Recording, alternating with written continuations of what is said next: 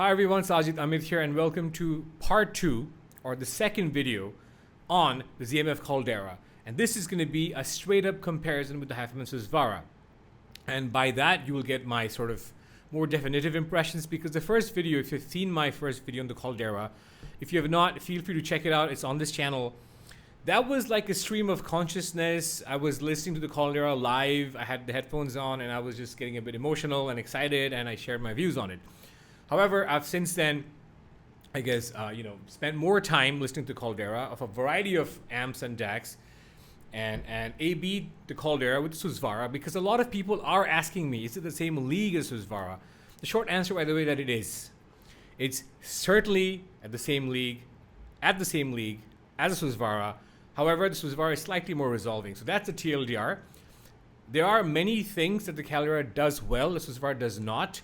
So I will be reading out my notes that I've taken while listening to a whole variety of tracks, from rock to metal to male vocals to female vocals to classical, alternative, simple tracks like a girl and a guitar sort of music, a bit of R&B, and a whole lot of ambient music, and also some classical.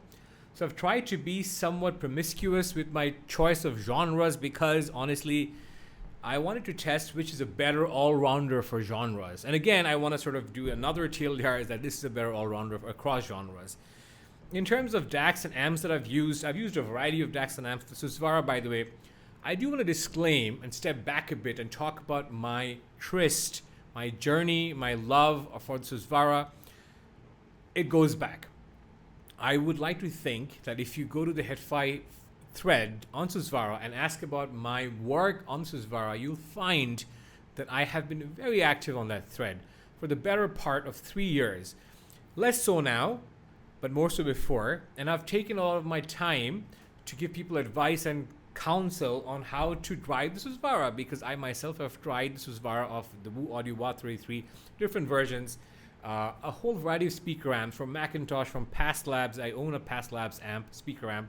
The Accuphase E380, the Accuphase E480, these are $8,000 to $10,000 speaker amps, and at that price point, the kind of performance you get from a speaker amp, guys, is going to surpass what you get from a headphone amp, for a variety of reasons, to do with economies of scale, to do with these speaker amp manufacturers like Past Labs and Accuphase are more established and have had, recoup costs for R&D over time. For these headphones, guys, I want to say that I've tried the Felix Audio Euphoria. Again, this is not a headphone amp that you drive Susvara with, because it's not very powerful. But interestingly, it does drive the Caldera perfectly, and with its own coloration, which I'll get into. I've tried a speaker amp for this review, variety of DACs, iFi Pro iCan Signature, which I insist is my favorite desktop amp because it's small and it's diminutive. It won't maximize the performance of Susvara the way a speaker amp right here that I have, the Roxanne K3, or other speaker amps that I've tried can. However, the iFi Pro iCan is wonderful and a very solid all-rounder of an amp. All right, the disclaimer is done, so you guys now know that I'm not a stranger to Susvara.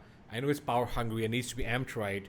I believe in cables reluctantly, so I've tried different cables with the ZMF and the Susvara stock cables and aftermarket cables, to see if the average sound performance I get holds true. I've tried different DACs, amps.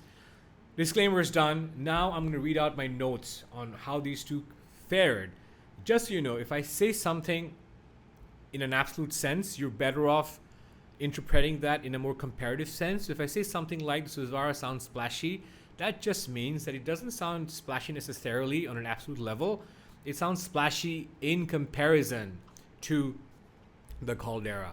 So I'm going to spend about 2 minutes reading out some of my notes, just 2 minutes, and then I'll do a deeper dive, and I'll sort of, share some parting thoughts with you about which is a better headphone.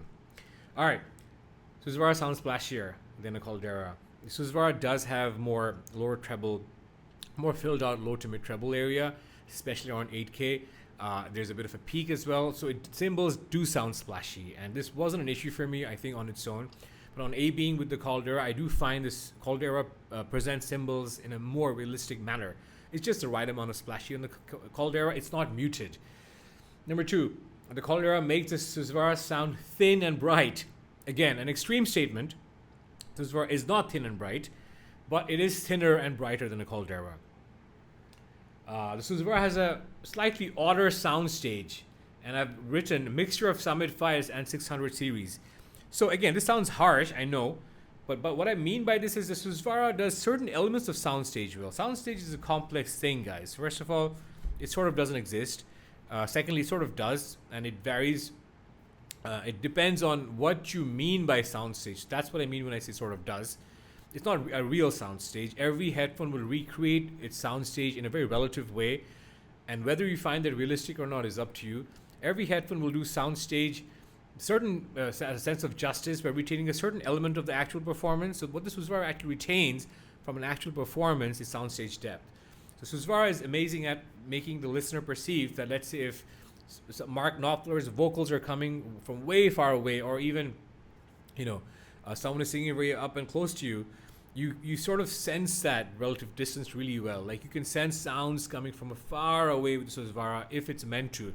So in that, the Susvara is spookily realistic. However, it has this weird thing going on, like the HD 600 and the 650, I dare say, where certain sound just come from these cups, and very right ear, left ear, very sort of like blobbish, and vocals especially. On certain tracks, you just hear vocals coming from right here. On certain tracks, vocals are coming from right there. So cases in which it has that very closed in sort of feel, especially with vocals and coming from your left or right ear cup, that to me is just a bit weird. And this was laid bare more in A-Being with the Caldera, because the Caldera has a more traditional headphone-like soundstage. It's not a TC-like, massive openness or airiness, but it's still massive.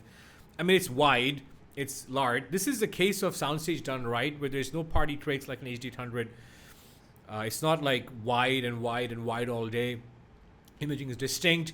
This is a solid soundstage performance. And to me, it doesn't necessarily do the super duper depth of a Susvara. It doesn't have the quirks of a Susvara soundstage. It's a solid take on soundstage, guys. Headphones, soundstage, this is all you need. So that was my that was from my notes. Just to return to them. This is going to be controversial. The Caldera has greater clarity and blackness of background. Now, I know we're used to perceiving Summit 5 headphones as becoming or achieving more and more clarity. So something worth $3,000 has more clarity than something that is worth $1,500, and something that's worth $6,000 has even more clarity. That is not always true, because this might still be slightly more expensive than Abyss TC, Abyss 1266. Wait a minute, I think the 1266 is now priced at $6,000. The $6,000 price point is a bit annoying, because ever since this became sort of the headphone to get, Abyss is now pricing their headphones at $6,000. Stax tried to one-up the Susvara and the HIFIMAN, and now has the X9K at $6,000 something, $500. I've heard the Stax, I've reviewed it. It's definitely a great headphone. And now even the Focal Utopia, the new one, has this price point of close to $6,000. And I feel like if Zach had priced this at $4,500, you all would not be needing this video, and you all would be concluding that this is the same league of a Susvara. And anyway, more on pricing later. So I don't perceive the clarity on the Susvara that I do with the Caldera. Controversial statement, this is twice the price, but I stand by that. And I don't necessarily think it has to be just a function of tonality. I do think, and I've taught this before with the Susvara, that there's a greater blackness of background possible than this is what the Susvara offers. There's a certain amount of just a tad bit of grayness in the Susvara background, especially compared to a TC and a RAW SR1A until now. But even this has more clarity. Now, guys, again, please don't get your pitchforks out. Give this a listen with an open mind. If you can't afford to get both, because I feel like owners are least likely to have this sort of, a bias, unless an owner is set to, denigrate a headphone for whatever reason, because he or she wants to sell it off for whatever reason, or But this has a little more clarity than the Susvara, and I stand by it. So clarity is there, and honestly, guys, clarity is often equated with resolution, but that's not the case here, because guess which one is more resolving. And this is an instance in which I feel like the headphone that's supposed to be better on paper is actually better. The Susvara is noticeably more resolving, while this has more clarity. So that's worth keeping in mind. So for those of you who equate price points with technical performance, and those of you who equate technical performance with resolution, this is still going to be your guy. This is slightly more resolving, but it's noticeable. So in that, I suppose it justifies this slightly higher price point, or much higher price point rather. Vocals, it's very, very close. This is like one of the masters of vocals. This isn't far behind. If you like a slightly wispier, slightly more ethereal, slightly more, I suppose, transcendental, softer vocal presentation, then this is going to be your guy. However, if you like a more full-bodied, more meaty, thicker presentation of vocals that sounds a little more tactile, then this is going to be your headphones. So for vocals, honestly, I feel like they're on par, just different flavors, guys. Now, if you just want to chase technical performance, Susvara is good planar bass, but not enough textured. That's basically what I had to say. This is good bass, Susvara, right? Depending on not just how powerful your amplifier is, but also the synergy with your amp and jack, because that does matter in bringing a Susvara bass. This, on the other hand, is better bass. It's not as fast as Susvara bass, which is a good thing, because bass, you want that realism and the decay, and it has that, despite being a planar, which is Zach's amazing sort of achievement with this headphone, because it retains the best of both worlds from its dynamic drivers in terms of organicness, naturalness, bass impact. This has much better bass impact than Susvara. So for rock and metal, guess which one I would pick? Caldera, every day, all day, every damn day, beats the Susvara for rock and metal easily. But then it's not just rock specialist like some headphones I've owned in the past. It does vocals as well as the Susvara does. So that's worth keeping in mind. Over the course of my listening, I found Susvara to be more fatiguing. That's worth keeping in mind because it is brighter, splashier. The drumstick stick hits sound sharp sometimes, especially in comparison to this. This is more warm. And finally, I say Susvara is ESTAT fast, so it's faster, it's more resolving. But this has a superior tonality, more impact, more slam, and less quirkiness of soundstage. So that's it for the highlights of my notes. That's all I have to share with you guys. Now, let me just discuss who this is for and how you might want to approach buying this headphone if you want to. If you are someone, so let me just first say who this is for. If you're someone who's not beholden to price points, if you think there's value to be had at lower price points, like say for example, a lot of you will have listened to the RAL SR1A and have even preferred the RAL to Susvara. I know some people who do. It's a minority, but there are people who do. So if you have that sort of an approach to listening and price points, I do think that you might like this more than a Susvara. I do, because of its much better tonality. Susvara is amazing tonality, guys, but this is like a tuning that I feel like you can tune your headphones to. And the previous headphone that I said this for was the Susvara. So that gives you a sense of how well Zach has tuned it. As a matter of fact, the whole sort of inundation of Harman targets, I feel like, has to some extent stopped us from thinking outside the box of what's possible and what's likable. This is what's possible. This has great bass, vocal presence, airiness, treble presence. Electric guitars have bite, vocals have air. There's air on instruments. Vocals have clarity, naturalness, thickness. There's no added bloom or overly warm presentation. Bass extended for days. There's sub bass growl, mid bass punch. This is an extremely impressive tuning, guys. Now, when it comes to technical performance, that's where it becomes more interesting, because I do feel Susvara takes it up a notch, but just a notch, guys, and not in the sense that this is a different league or anything. I think they're pretty much the same league even technically, because while this out-resolves the Caldera, this out-slams the Susvara. While this has greater soundstage depth, this has a less quirky soundstage and more coherent soundstage. This has better timbre, even though Susvara has good timbre. This has more speed, this has more slam, like I said. So overall, guys, I would say they're in the same league. And honestly, Zach, if you're watching this, if you had priced this is just a humble, friendly sort of a comment.